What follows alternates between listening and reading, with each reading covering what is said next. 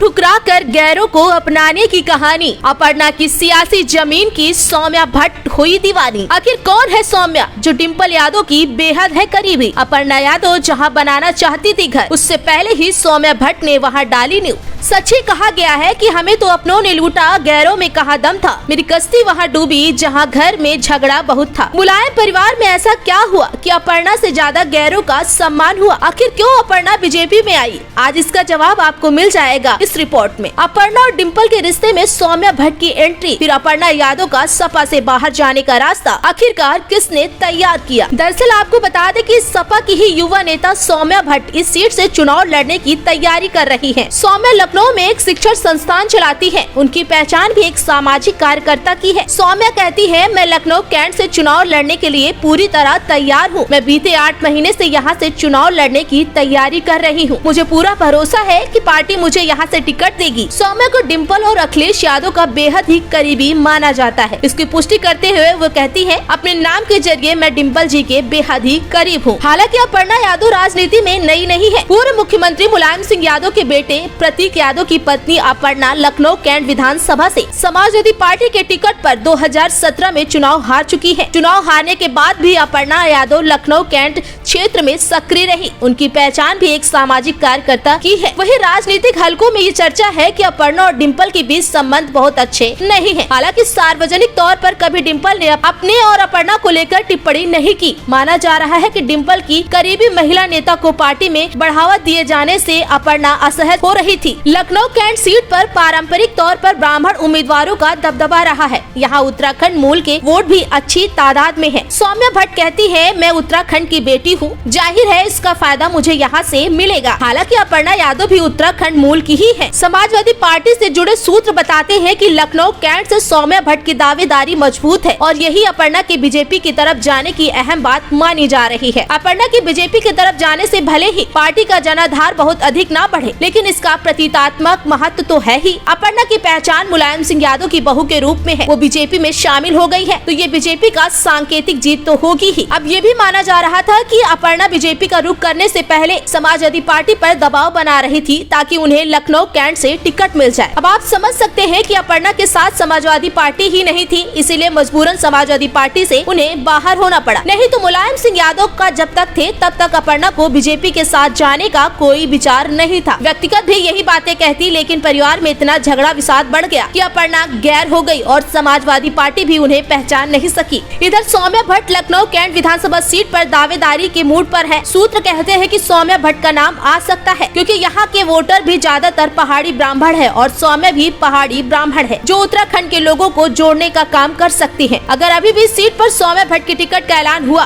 तो आप समझ सकते हैं कि अपर्णा का घर उसी सीट पर बना जहाँ समाजवादियों ने तालाब खोदा। हमारे चैनल से जुड़े रहने के लिए सब्सक्राइब करें, लाइक करें, शेयर करें और बेल आइकन को प्रेस करना न भूलें।